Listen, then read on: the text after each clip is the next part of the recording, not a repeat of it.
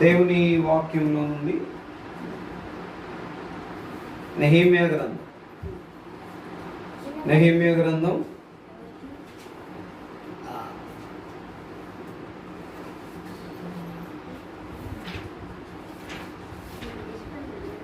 1వ అధ్యాయం 4వ వచనం. అందరం కలిపి చదువుకుంటాం. నెహెమ్యా గ్రంథం 1వ అధ్యాయము 4వ వచనం.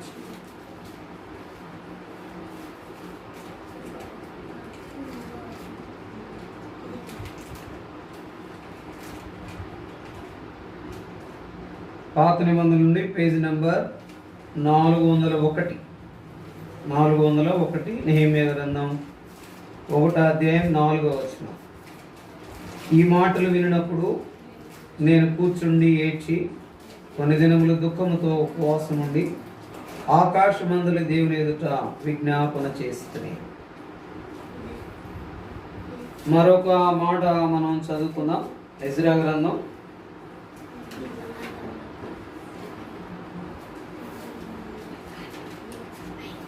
10వ అధ్యాయం 1వ వచనం కూడా చదువుకుంటాం. ఎజ్రా గ్రంథం 10వ అధ్యాయం 1వ వచనం. పాత నిబంధనలు పేజీ నెంబర్ 399. ఎజ్రా ఏడ్చుచు దేవుని మందిరం ఎదుట సాష్టాంగపడుచు పాపమును ఒప్పుకొని ప్రార్థన చేసెను. ఇశ్రాయేలీయులలో పురుషులు, స్త్రీలు, చిన్నవారు మిక్కిలి గొప్ప సమూహముగా అతని వద్దకు కూడి వచ్చి బహుగా ఏడవగా. ప్రభు సహాయం కొరకే ప్రార్థన చేసుకుంటాం. మోకరించగలిగిన అందరు పిల్లలు మోకరించట్లా. చాలాసార్లు గమనిస్తున్నా, సండే స్కూల్లో కూడా మీరు మోకరించట్లా. ఇప్పుడు ఎందుకంటే మీరు పెద్ద విశ్వాసులు అయిపోయారు. ఈ చివరకు జరుగు మీనాక్షి, నాకు డివోటీ కనబడాలి. ఇంకా నువ్వు దేనికి కూడా లేచి అడగకూడదు. For the kind information. వాక్యం అయిపోయేంత వరకు ఏం రాయొద్దు. విను, చదవమన్నప్పుడు చదువు. నువ్వు కూడా అంతే. మోకరించాల్సినప్పుడు మోకరించండి, కూర్చోవలసినప్పుడు కూర్చోండి. ప్రార్థన. ప్రేమ నమ్మకం కలిగిన మా ప్రియ పరలోకపు తండ్రి, మీ పాదాలకు వందనాలు, స్తోత్రాలు చెల్లిస్తున్నా. నీ కృపలో జ్ఞాపకం చేసుకునేంత వరకు నడిపిస్తూ వచ్చిన మీ అపారమైన ప్రేమ కొరకే వందనాలు, స్తోత్రాలు. దేవా నాయన, ప్రతి నెల 3వ సోమవారం ఉపవాస కూడి కలిగి ఉండే భాగ్యాన్ని ఇచ్చినందుకు స్తోత్రాలు. ప్రభు, పాటల ద్వారా మీరు మహిమ పొందారని నమ్మి స్తుతిస్తున్నా. ప్రభు, ఈ కొంచెం సమయం మాతో ఉండండి. చదవండి, లేఖన భాగం ద్వారా మాట్లాడుతున్నామని కృప చూపించమని, మమ్మల్ని జ్ఞాపకం చేసుకోమని, నాయన బలపరచమని. ప్రభు నాయన, అయోగ్యుడని మీ దిందాస్తున్నాను, మీ సులువు చాటును మరుగుపరిచి మీరే మాట్లాడుతున్నాము. నాయన, నెహెమ్యా గ్రంథం 1వ అధ్యాయం 4వ వచనం, ఎజ్రా గ్రంథం 10వ అధ్యాయం 1వ వచనం చదువుకుంటూ వచ్చినాం. కొన్ని మాటలు అనుగ్రహించి మీ సన్నిధిలో ప్రభా నాయన మరి ప్రార్థన చేయడానికి సహాయకరంగా ఈ లేఖన భాగములతో మాతో మాట్లాడుతున్నామని కృప చూపించు. వందనములు, స్తోత్రములు చెల్లిస్తూ నన్ను నేను తగ్గించుకుంటూ మిమ్మల్ని హెచ్చిస్తూ ఆయన వాతావరణాన్ని మీ స్వాధీనం ఉంచుకోమని. ప్రభా, ఈ యొక్క రెడ్ల బజార్లో ఆయన వాసవి నగర్లో ఉన్న వారందరికీ మంచి మనసు అనుగ్రహించి ఈ మాటలు విని మీ దగ్గర రాగలనట్లుగా సహాయపడుతున్నారు. వందనములు, స్తోత్రములు చేస్తాం. మీకే మహిమ, ఘనత, ప్రభలు ఆరోపించుకుంటాం. యేసుక్రీస్తు వారి శ్రేష్టమైన పరిశుద్ధమైన నామములో మిమ్మల్ని స్తుతిస్తూ అతి వినయంతో బ్రతిమలాడి వేడుకుంటున్నాము తండ్రి. ఆమేన్. ఏంటి మీనా మాట్లాడబాక? మాట్లాడబోదు. చదివిన ఈ యొక్క లేఖన భాగాలను దేవుడు మన కొరకై దీవెనకరంగా చేయనుగాక. నెహెమ్యా గ్రంథం 1వ అధ్యాయం 4వ వచనంలో ఒక మాట మనం చదువుకున్నాం. నెహెమ్యా గ్రంథం 1వ అధ్యాయము 4వ వచనం.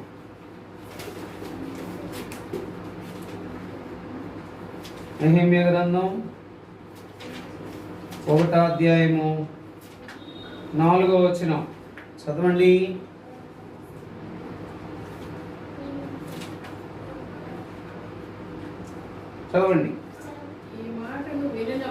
ఈ మాటలు వినప్పుడు నేను కూర్చుండి ఏడ్చి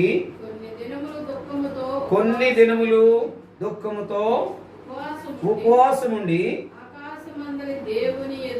ఆకాశమందలి దేవుని ఎదుట విజ్ఞాపన చేసి తిని. ముందు దేవుడిచ్చినటువంటి తలంపులో ఈ మాటలు విని, కాబట్టి తన యొక్క జీవితంలో ఈ యొక్క మాటలు విన్నప్పుడు తను చేసినటువంటి మంచి పని ఏంటంటే, ఏదైనా మన దృష్టికి వచ్చినప్పుడు, ఏదైనా సంభవించినప్పుడు, ఎవరికైనా కష్టం ఉన్నప్పుడు, ఎవరికైనా బాధ ఉన్నప్పుడు దేవుని పిల్లలైన వారు, నిజమైనటువంటి భక్తులు చేయవలసింది ఏంటంటే, వారు ఎక్కడున్నప్పటికీ కూడా దేవుని సన్నిధిలో కూర్చుని ఏం చేయాలా? ఏడ్చేవారుగా ఉండాలి. ఏడ్చేవారుగా ఉన్న ఆ ప్రార్థనకు ఖచ్చితంగా ఫలితం దొరుకుతుంది అని నేను మీకు జ్ఞాపకం చేస్తున్నా. అందుకని ఎన్నో పర్యాయాలు మన జీవితంలో అనుకుంటాం, కానీ ఎందుకు మనం దేవుని సన్నిధిలో ఏడవాలా అని అనుకుంటాం, కానీ చాలా పర్యాయాలు అయితే ఎప్పుడైతే క్లిష్టమైన కష్టమైన పరిస్థితులు ఉంటాయో అవి మన దృష్టిలోనికి మన యొక్క వెనుకల్లో వినపడినప్పుడు ఖచ్చితంగా జ్ఞాపకం చేసుకుని ఏం చేయాలా? దేవుని సన్నిధిలో తప్పకుండా. మరి నెహెమ్యా ఈ మాటలు వినినప్పుడు ఆయన ఏడ్చిన వాడుగా ఉన్నాడు. అందుకని 2-3 వచనాలు చదవండి. నెహెమ్యా గ్రంథం. నా సహోదరులలో ఒకడును వచ్చిరి. చెరపట్టబడిన శేషములో తప్పించుకొనిన యూదులను గూర్చి యెరూషలేమును గూర్చి వారిని అడుగగా వారు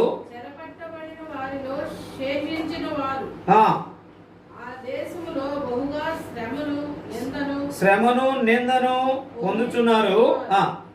మరియు యెరూషలేము యొక్క పడద్రోయబడినది, అగ్ని చేత కాల్చబడినని నాతో చెప్పిరి. ఏం చెప్పారు ఇక్కడ?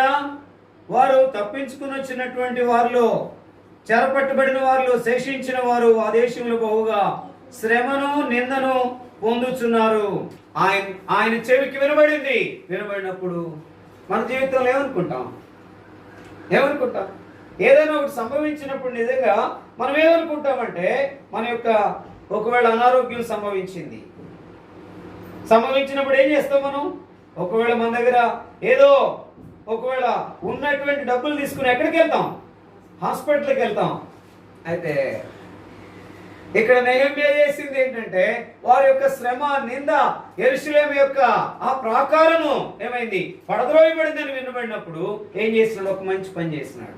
ఎవరైనా అందుకనే ఇది నాన్న జ్ఞాపకం చేసుకుంటే ఒక మాట, ఏదేమైనా ప్రార్థన చేస్తేనే దానివల్ల అది కట్టబడుతుంది, దానివల్ల మరి క్లియర్ అయిపోతుంది అనే మాట నేను విన్నాను ఈ ఉదయకాల సమయంలో. అందుకనే దేవుళ్ళు మనం కొనసాగాలి. ఏ మాత్రం కూడా ఏది ఆపకూడదు. ఎందుకంటే శ్రమ వస్తుంది, నింద వస్తుంది, అనేక రకాలైనటువంటి ఆ యొక్క పరిస్థితులు మనకు ఉంటాయి. అదే సమయంలో అనేకమైన క్లిష్టమైన పరిస్థితులు ఉంటాయి. అయినప్పటికీ కూడా చూడండి 4వ వచనం, ఈ మాటలు విన్నప్పుడు, మొట్టమొదట వినినప్పుడు, ఏదైనా మనకు ఏ వార్త అయినా మనకు వినబడితే మనం కలవరపడకుండా, లేక ఇంకోళ్ళకి చెప్పకుండా మనం ఏం చేయాలా? ముందు వినబడినటువంటి సందర్భం అక్కడ నెహెమ్యాలో కనబడుతుంది. రెండోది అక్కడే కనబడుతుంటే నేను కూర్చుండి ఏడ్చి. కాబట్టి అక్కడ ఆ యొక్క సందర్భం వినబడింది. నేను చేసే మంచి పని ఏంటంటే, నెహెమ్యాలో ఉన్నటువంటి మంచి గుణం ఏంటంటే, నేను కూర్చుండి ఏడ్చి అనే అనుభవానికి వచ్చినాడు. కాబట్టి మన జీవితంలో కూడా ఎలాంటి పరిస్థితులు వచ్చినా, ఎలాంటి పరిస్థితులు వినబడినా మనం ఏం చేయాలంటే, ఆందోళన పడకుండా, కలవరపడకుండా, లేకపోతే ఆ శారీరకమైన దాని కొరకు ఏడవకుండా మనం ఏం చేయాలా? మనము నేను కూర్చుండి ఏడ్చి అనే అనుభవానికి నెహెమ్యా వలె మనం కూడా రావాల్సిన వారంగా ఉన్నాం. ఎప్పుడైతే ఈ రీతిగా మనం రాగలమో దేవుడు ఖచ్చితంగా మన యొక్క ఆ ప్రార్థన యొక్క మొరను, ఆ ఏడ్పును ఆయన చూస్తాడు. ఆ ఏడ్పుకు, ఆ మొరకు జవాబిస్తాడు. అందుకనే వినినవాడిగా ఉన్నాడు, రెండవదిగా కూర్చున్నవాడుగా ఉన్నాడు, మూడవదిగా ఏం చేస్తున్నాడు, ఏడ్చిన వాడుగా ఉన్నాడు. మనం కూడా ఏదైనా విన్నప్పుడు మనం ఏం చేయాలంటే వెంటనే దేవుని సన్నిధిలో, దేవుని మందిరంలో కూర్చునే వారముగా ఉండాలి. మూడవది ఏడ్చే వారముగా ఉండాలి. ఆ రీతిగా ఉన్నప్పుడు దేవుడు ఖచ్చితంగా మనకు జవాబిస్తాడు. చూడండి, నాలుగోది మనం చూస్తే గనక జ్ఞాపకం చేసుకుంటే 4వ వచనం, ఏడ్చి కొన్ని దినములు దుఃఖముతో ఉపవాసం ఉండి. అక్కడ ఏడ్చిన వాడుగా ఉన్నాడు, దుఃఖముతో ఉన్నవాడుగా ఉన్నాడు, ఉపవాసం ఉన్నవాడుగా ఉన్నాడు, ఆకాశమందలి దేవుని ఎదుట విజ్ఞాపన చేసిన వాడుగా ఉన్నాడు. ఎన్నో పర్యాయాలు మన జీవితంలో ఏదైనా విన్నప్పుడు, లేకపోతే ఇంట్లోనే కలవరం ఉన్నప్పుడు మనము కూర్చుని ఏడ్చిన వారంగా ఉన్నామా, కలవరపడిన వారంగా ఉన్నామని చెప్పండి? కలవరపడిన వారంగానే ఉంటాము. లేకపోతే ఏదైనా ఒకటి ఇంట్లో జరిగింది, దేవుని సన్నిధికి వెళ్లకుండా ఆయా రకాలుగా మనం వేగు చూసే వారంగా ఉంటామా, దేవుని సన్నిధికి వచ్చే వారంగా ఉంటామా చెప్పండి? ఆయా రకాలుగా వేగు చూసే వారంగా ఉంటాం, దేవుని సన్నిధికి వచ్చే వారంగా ఉంటాం. దాని తర్వాత ఇంట్లో ఎవరికైనా బాగోలేదు, అప్పుడు ఏం చేస్తాం, ప్రార్థన చేద్దాం రండి అంటారా? ఒకవేళ రండి అని అంటే ఒకవేళ ఎవరన్నా ఏమంటారు? బాగా లేకుండా ఇక్కడ ఏడుస్తుంటే మాట్లాడితే ప్రార్థన అంటే ఏమి ప్రయోజనం అనేవారు లేకపోలేదు. అయితే ఏం చేయాలా? ఎరిగిన వారు, దేవుని బిడ్డలైన వారు, దేవుని నమ్మిన వారు ఏం చేయాలా? ప్రార్థన చేయాలి. ప్రార్థన చేసేటటువంటి అనుభవం ఉన్నామంటే మనం నెమ్మదిగా ఉంటాము, స్వస్థపరచబడతాము, అదే సమయంలో శక్తి పొందుకుంటాము. అక్కడున్న కలవరము ఇక్కడ నుండి ప్రార్థన చేస్తే. అందుకని చాలాసార్లు చెప్పాను, దేవుని పిల్లలైన వారికి సదుపాయం ఏంటి? ప్రపంచంలో ఎక్కడ ఎవరున్నప్పటికీ కూడా వారి కొరకై నువ్వు ఉన్న చోట్లోనే ఉండి ఏం చేయొచ్చు? ప్రార్థన చేయొచ్చు. అమెరికాలో కలవరం ఉంది, అమెరికాలో నష్టం ఉంది, అమెరికాలో ఇరుకు ఉంది, లేకపోతే భారతదేశంలో ఎక్కడ ఇప్పుడు బాగా క్లిష్టమైన పరిస్థితులు ఎక్కడ ఉంది? భారతదేశంలో మణిపూర్లో.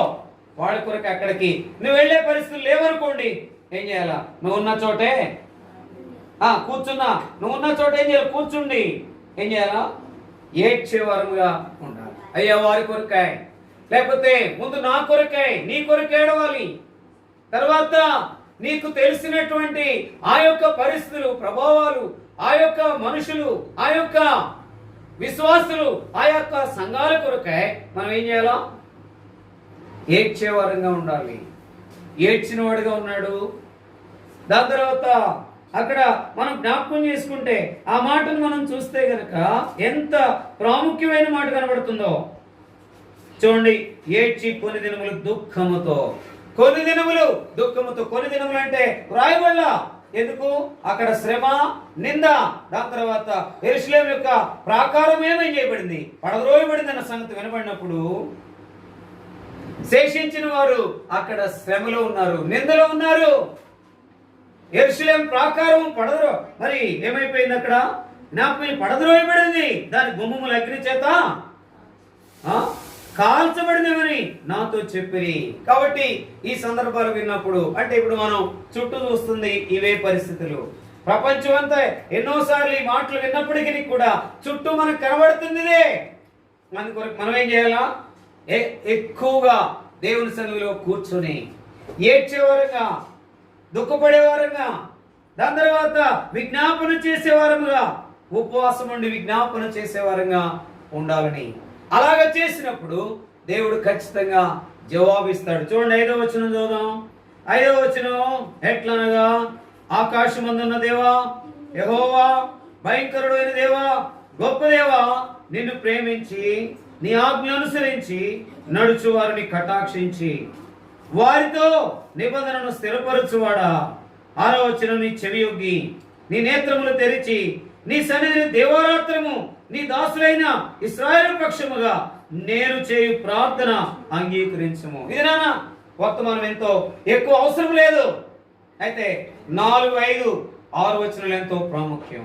ముందు సందర్భాలన్నీ వినబడుతున్నాయి. ప్రపంచం అంతటిలో క్రైస్తవేతరులు అనేక వారికి అనేకమైన కష్టాలు రాబోతున్నాయి, వచ్చినాయి, రాబోతా ఉన్నాయి.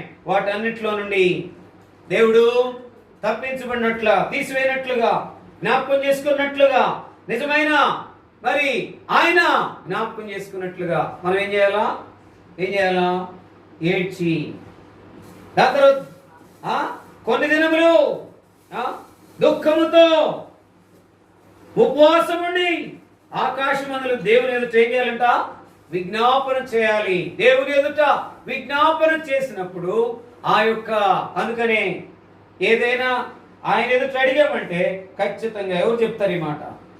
ఎవరు చెప్తారు? అడుగుడి మీకు ఇవ్వబడును, వెదకుడి మీకు దొరుకును, తట్టుడి మీకు తీయబడును. ఎక్కడుంది? ఎక్కడైనా ఈ రీతిగా నువ్వు అడిగావంటే ముందు ఏడ్చి కొన్ని దినములు దుఃఖముతో ఉపవాసం ఉండి ఏం చేయాలంట?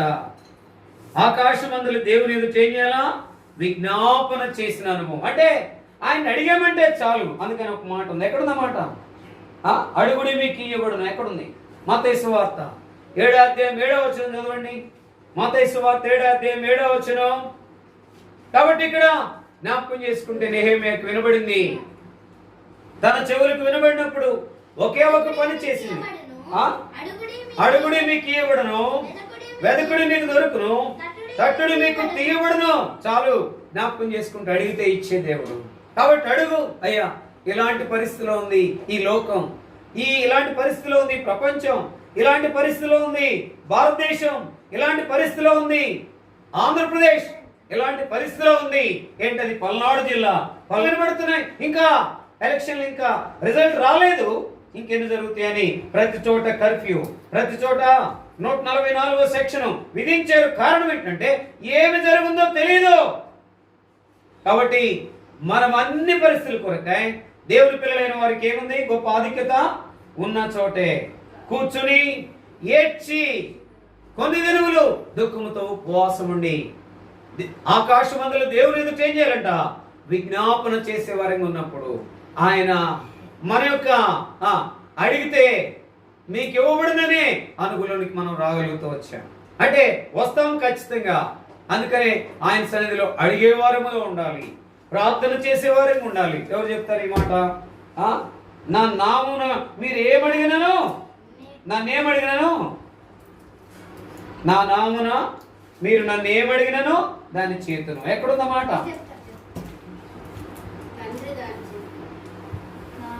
అందరం కలిపి చదువుదాం. యోహాను సువార్త 14వ అధ్యాయం 14వ వచనం. యోహాను సువార్త 14వ అధ్యాయం 14వ వచనం. అందరం కలిపి చదువుదాం. యోహాను సువార్త 14వ అధ్యాయం 14వ వచనం. 14వ అధ్యాయం 14వ వచనం చదువు. అందరం కలిపి చూద్దాం.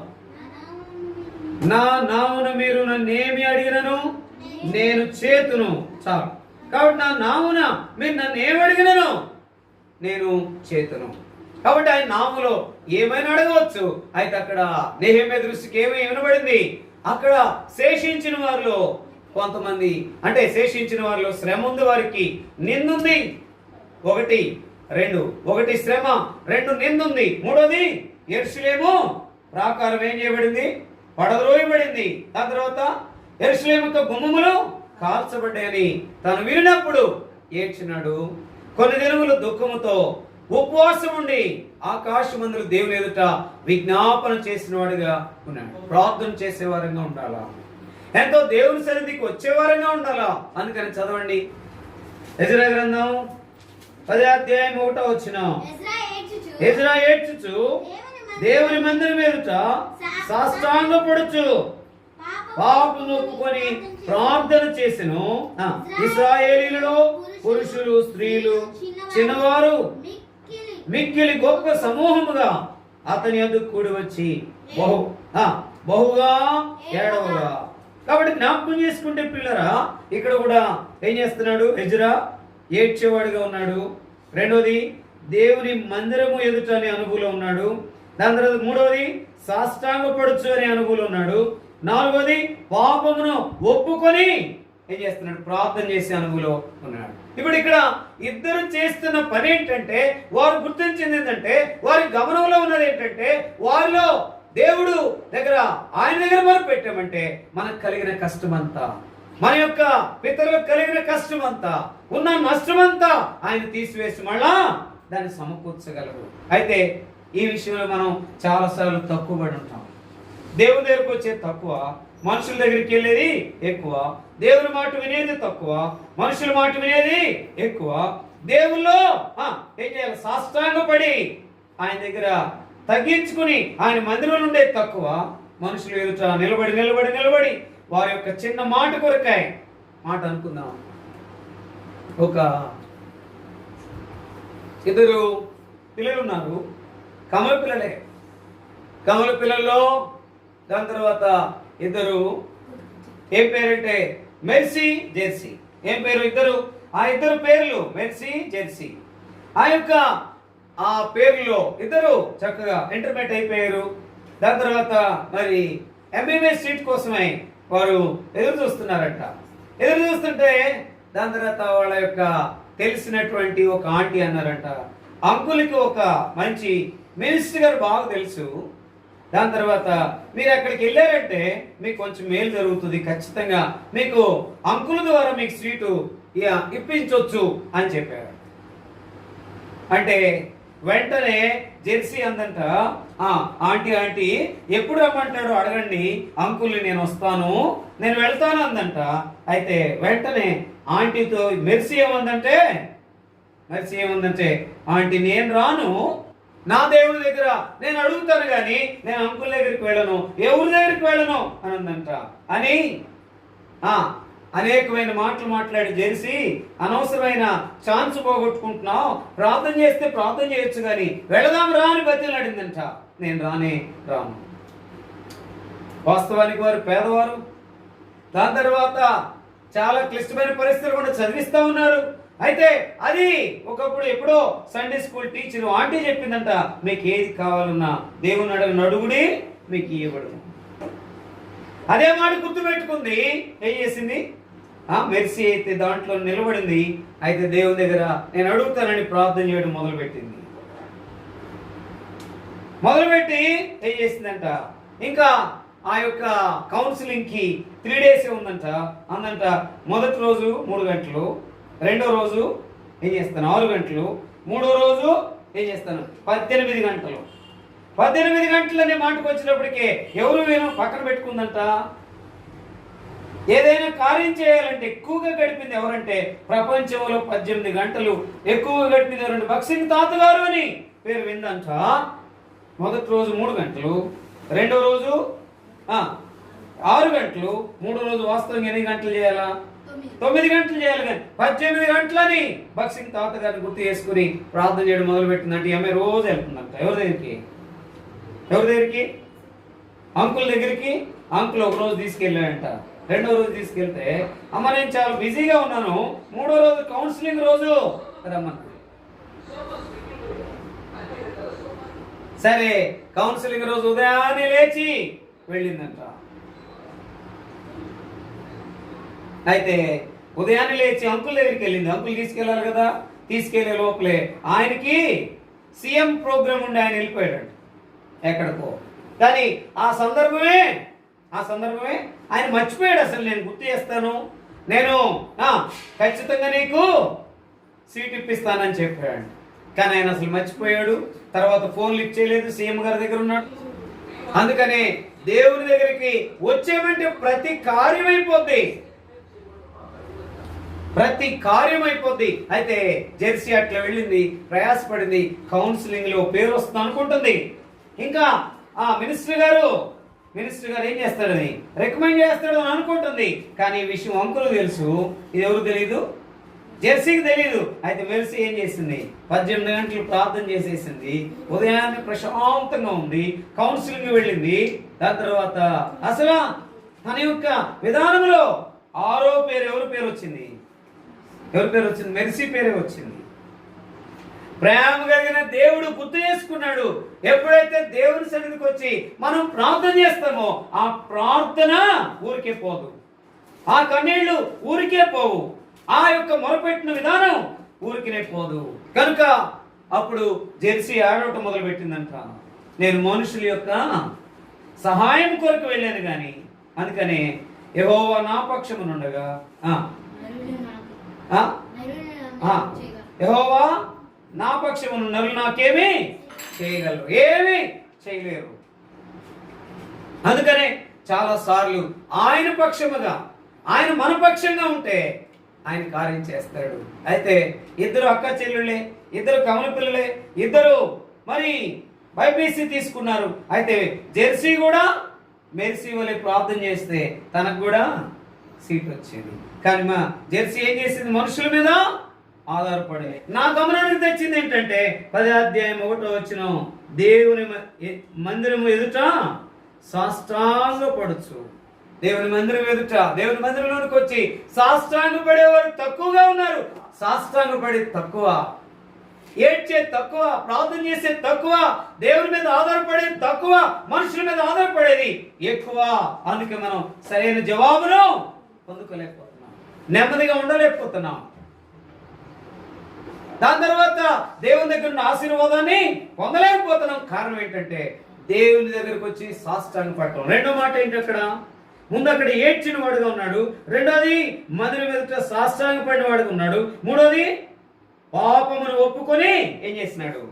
ప్రార్థన చేసినాడు. పాపం ఒప్పుకోవాలి. మనలో ఏదో ఒక బలహీనత ఉంటుంది. ప్రార్థన చేయడానికి ముందు ఏదో నేను ఒప్పుకున్నాను రక్షణ పొందానంటే కాదు, ఏదో ఒక బలహీనత ఉంటుంది. అయ్యా ఈరోజు కంటితో చూడకూడదు చూశాను, నోటితో మాట్లాడకూడదు మాట్లాడాను, చేతితో చేయకూడదు చేశాను, దాని తర్వాత కాలుతో వెళ్ళకూడని స్థలానికి వెళ్ళాను అని ఒప్పుకొని ప్రార్థన చేసామంటే ఖచ్చితంగా దానికి కావలసిన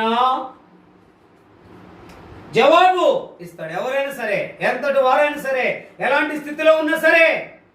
నేను గొప్పవాడిని కదా, నేనేం చేసినా నాకు అన్ని వస్తాయి అనుకుంటే కాదు. అందుకని ఒక మాట, యెజరేలు గ్రంథం 10వ అధ్యాయము ప్రార్థన చేస్తే అప్పుడు ఏమయ్యారు? వాళ్ళందరూ ఇశ్రాయేలులో పురుషులు, స్త్రీలు, చిన్నవారు మిక్కిలి గొప్ప సమూహముగా అతని వద్దకు కూడి వచ్చి బహుగా ఏడవగా. ఇప్పుడు ఎందుకని ఏడ్చిన వారుగా ఉన్నారు వాళ్ళు? ఎజ్రాలో ఇది ఉంది. అందుకనే ఇశ్రాయేలీల్లో పురుషులు, స్త్రీలు, చిన్నవారు మిక్కిలి గొప్ప సమూహముగా అతని వద్దకు కూడి వచ్చి బహుగా ఏడ్చేవారుగా ఉన్నారు. పిల్లరా జ్ఞాపకం చేసుకుంటే, అందుకనే ఆ మాట చదవండి. కీర్తనల 118వ అధ్యాయం, కీర్తనల 118వ అధ్యాయం 5-6 వచనాలు చదవండి. ఇరుకునందుండి నేను యెహోవాకు మొరపెట్టి తిని, విశాల స్థలమందు యెహోవా నాకు ఉత్తరం ఇచ్చిన. చదవండి.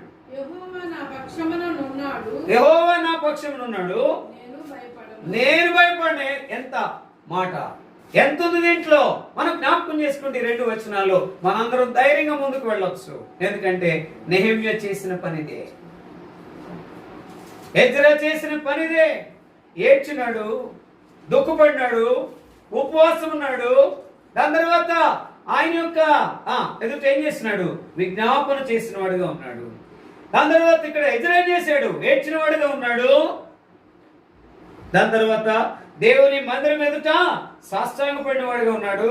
దాని తర్వాత పాపమును ఒప్పుకొని ప్రార్థన చేసిన వాడుగా ఉన్నాడు. అందుకొరకై ఇశ్రాయేలు ఎవరెవరంట? పురుషులు, స్త్రీలు, చిన్నవారు మిక్కిలి గొప్ప సమూహముగా అతని యొద్దకు కూడి వచ్చి బహుగా అందరూ, అంటే అక్కడ ఉన్నవారందరూ, ఆ ప్రదేశంలో ఉన్న వారందరూ నేను చెప్తున్నాను, లేకపోతే ఆ యొక్క జిల్లాలో ఉన్నవారు, ఆ యొక్క ఆంధ్రప్రదేశ్ లో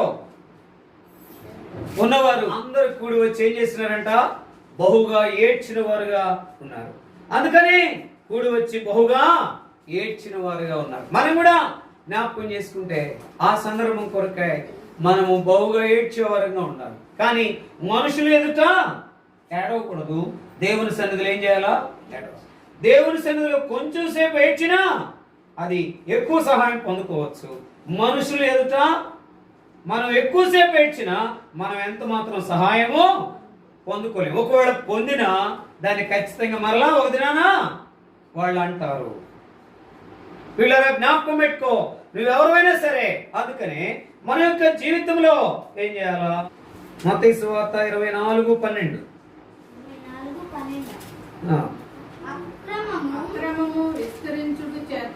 అక్రమము విస్తరించుట చేత అనేకుల ప్రేమ చల్లారును. అంతం వరకు సహించిన వాడెవడో వాడే రక్షింపబడుదురు. ఏంటంట? అక్రమం ఏమవుతుందంట? విస్తరిస్తుంది. అందుకనే ఎంత ప్రాముఖ్యమైనటువంటి మాట. కాబట్టి మనం జ్ఞాపకం చేసుకుంటే అక్రమం విస్తరిస్తుందంట, ప్రేమ ఏమవుతుంది? చల్లారిపోతుంది.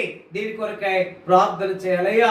అక్రమము విస్తరిస్తుంది. అక్రమం చేసేవారు ఎక్కువ మంది ఉన్నారు. అందుకని ఈ యొక్క సమయంలో హెచ్చరిక చేసిన మంచి పని ఏంటంటే, దేవుని మందిరానికి వచ్చి సాష్టాంగపడి ఏం చేసినాడు? ఏడ్చిన వాడిగా ఉన్నాడు. పాపమును ఒప్పుకొని ప్రార్థన చేసిన వాడిగా ఉన్నాడు. మన జీవితంలో మనం ఏం చేయలేం, మనుషులంగా మనం ఏం చేయలేం. అయితే యేసుక్రీస్తు ప్రభులోకి వచ్చిన మనము రక్షించబడి మనం ఏం చేయాలంటే ఆ రక్షణ పాత్రను చేతపట్టుకుని ఏం చేయాలా? యెహోవా నామమునే ప్రార్థన చేసే వారంగా ఉండాలా. అంటే ఇంకేం చేయాలి? మనం ప్రార్థన చేసే వారంగా ఉండాలా. అక్రమం విస్తరిస్తుంది, ప్రేమ చల్లారుతుంది. అయినప్పటికీ మనం ఏం చేయాలా? సువార్తను ప్రకటించే వారంగా ఉండాలి. ఎంత ప్రాముఖ్యమైన మాట ఉంది చూడండి. సకల జనులకు సాక్షార్థమై లోకమందంతటను ఏం చేయాలంట? లోకమందంతటను ప్రకటించబడును, అటు తరువాత అంతం వచ్చును. కాబట్టి అంతం వచ్చేంత వరకు మనం ఏం చేయాలా? ఈ రాజ్య సువార్తను ప్రకటించే వారంగా ఉండాలి. ప్రియమైన వారులారా, ఈ యొక్క ముందు ప్రార్థన చేసే వారంగా ఉండాలి. ఆ రాజ్య సువార్తను, ఆయన మాటలు, దేవుని వాక్యము ప్రకటించే వారంగా ఉండాలి. అందుకని మన జీవితంలో హెబ్రీయులకు రాసిన పత్రిక 10వ అధ్యాయము 25, 24, 25 వచనాలు. కొందరు మానుకొనుచున్నట్లుగా సమాజముగా కూడుట మానక ఒకరినొకడు హెచ్చరించుచు ఆ దినము సమీపించుట మీరు చూచిన కొలది మరి ఎక్కువగా అలాగు చేయొచ్చు ప్రేమ చూపుటకును సత్కార్యములు చేయుటకును ఒకరినొకడు పురుకొల్పుకోవాలని ఆలోచింతుము. కాబట్టి ఆ దినము సమీపించిన కొలది, అందుకని అక్రమం విస్తరిస్తుంది, ప్రేమ చల్లారిపోతుంది. కనుక మనం ప్రేమ చూపించే వారముగా సమాజముగా కూడట మానక హెచ్చరించచ్చు, ఒకరినొకడు హెచ్చరించచ్చు. ఏం చేయాలంట? మనం ప్రేమ చూపించే సత్కార్యము చేసే వారముగా మనం ఉండాలి. అలాగున్నప్పుడు దేవుడు తప్పకుండా జ్ఞాపకం చేసుకుంటాడు. అందుకనే ఆ ప్రేమ చూపించే విధానంలో, సత్కార్యము చేసే విధానంలో అక్కడ ఎట్లా ఉన్నాడు? ఎలా ఉన్నాడు? నెహెమ్యా ఎట్లున్నాడు? అది విన్న వెంటనే వారి కొరకై ఏం చేసినాడు? ఏడ్చేవాడిగా ఉన్నాడు. బహుదినములు దుఃఖముతో ఉన్నవాడిగా ఉన్నాడు. దాని తర్వాత ఉపవాసం ఉన్నవాడిగా ఉన్నాడు. తర్వాత ఆకాశమందులు దేవుని ఎదుట విజ్ఞాపన చేసే ఉన్నాడు. అదే నిజంగా దేవుని సన్నిధిలోనికి కూడి వచ్చి ప్రేమ చూపించి సత్కార్యములు చేసే అనుభవంలో అనేక మంది కొరకు ప్రార్థన చేయటమే గొప్ప పరిచర్య అని నేను అంటాను. రెండోది, మన యొక్క బంధువులో ప్రాణం ఉన్నంత వరకు ఆయన యొక్క రాజ్య సువార్తను ప్రకటించడమే. మన జీవితంలో ఈ రీతిగా చేయగలిగినప్పుడు, ప్రార్థన చేసినప్పుడు దేవుడు తప్పకుండా మనం అడిగింది ఇస్తాడు. ఆయన నామములు ఏమడిగినా ఇస్తాడు. దాని తర్వాత ఇరుకునందుండి విశాల స్థలంలో మనం ఉత్తరం పొందుకునే వారంగా మనం ఉంటాం. అంత మాత్రమే కాదు, ప్రభు నా పక్షం ఉండగా నేను భయపడను. ఆయన మన పక్షాన ఉంటాడు, మనం భయపడక్కర్లేదు. అయితే ఏం విస్తరిస్తుందని గుర్తుపెట్టుకోవాలా? ఏం విస్తరిస్తుంది? అక్రమము విస్తరిస్తుంది. అక్రమం ఏంటంటే ప్రేమించేవారు ప్రేమ చూపించకపోవటమే, వచ్చేవారు రాకపోవటమే. దాని తర్వాత దేవుని యొక్క వాక్యం తెలిసిన కూడా ఆ వాక్య ప్రకారం జీవించకుండా నడుచుకున్నా ఉన్నవారు ఒక జాబితా. రెండోది, దేవుడు లేడు, దయ్యం లేడు, డబ్బే మాకు దేవుడు అనేటటువంటి జాబితా. ఇష్టానుసారంగా వారి ఇష్టానుసారంగా తినటం, త్రాగటం, ఇష్టానుసారంగా తిరగడం, పాపము జురుకోవడం ఉండే జాబితా ఉంటుంది. అయితే మనం ఏం చేయాలా? ప్రేమించేవారముగా, సత్కార్యములు చేసేవారముగా, ఎక్కువగా ప్రార్థన చేసి ఈ యొక్క నెహెమ్యా వలె ఎజ్రా వలె ఉండి మనం ప్రార్థన చేయడానికి ప్రభువు మనకు సహాయము చేయనుగా.